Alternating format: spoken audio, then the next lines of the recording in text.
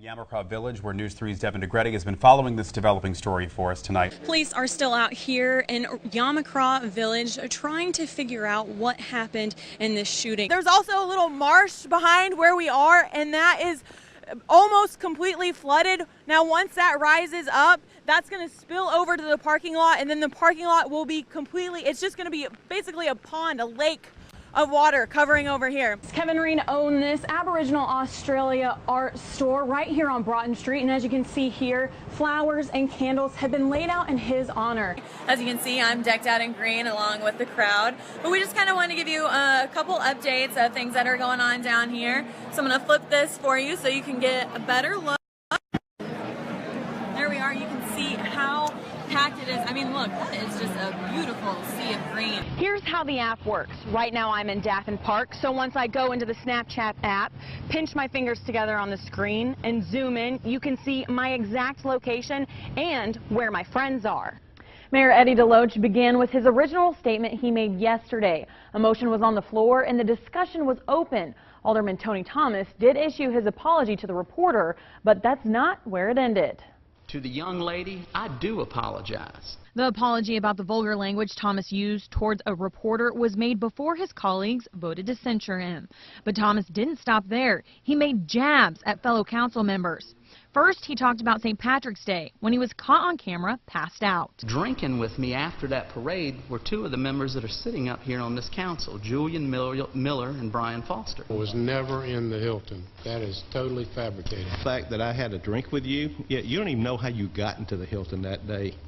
I took you to the Hilton to get you off the street because I was embarrassed to be seen out there with you. He then brought up an alleged scandal about Alderwoman Carol Bell involving controversy over a scholarship at Shaw University. Someone called your house, a reporter, for a reply, and you hung up on them, or a female hung up on them. He then took a swing at the mayor. You are on tape saying that you are not going to follow the city charter. You've already demonstrated that with these meetings, a lack of true transparency. Thomas even accused the mayor of conspiring against him because of the incident with animal control and the reporter over the weekend. If you knew about this on Saturday, I want to know who you were informed by. Doesn't matter. It does. No, that's not the issue here. It shows that you're being conspiratorial. Okay. All right.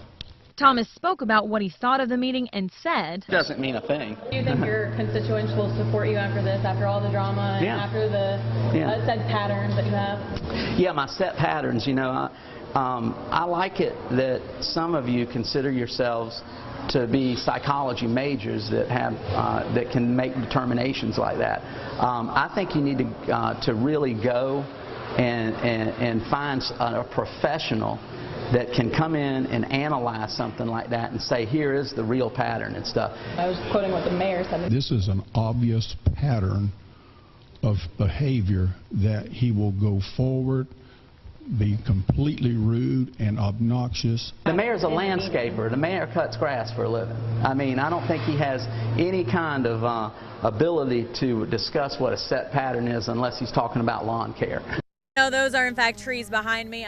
We actually left Whitmarsh Island. We're hopping from island to island basically. We're now on Wilmington Island. We're just off of Walter Road, and let me tell you, it's just been tree after tree after tree. I'm going to step out of the way so you can see that there are crews. There's even a police officer out here helping to just cut up everything and just get it off to the side of the road. So I mean, for those who are, you know, trapped back there further on the island so they can get out, because I mean, honestly, anywhere around Savannah, anywhere on the islands, it is just really the biggest puzzle to get through with everything that is down. I mean, you're constantly having to reroute.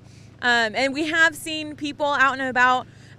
Honestly, I strongly suggest that everybody just stay inside, because some of the other things that we've been, you know, coming across, not only the down power lines, but like pieces of the power lines are hanging over the roads, and sometimes they might not be easy to see. So I would hate for, you know, any of those to like drag across any of the tops of your cars or anything like that. But yeah, it's honestly, it is just a mess. It is a mess. We actually just spoke to a few people a couple of minutes ago, and they said that, you know, they've been living here the majority of their life, and they've never seen anything like this. They've never seen such a devastation to these islands and really to just the town in general. So I'm Devin Negrete reporting on Wilmington Island. I'm Devin Negrete reporting live at Savannah High. I'm Devin Negrete reporting live in Garden City, WSAV News 3.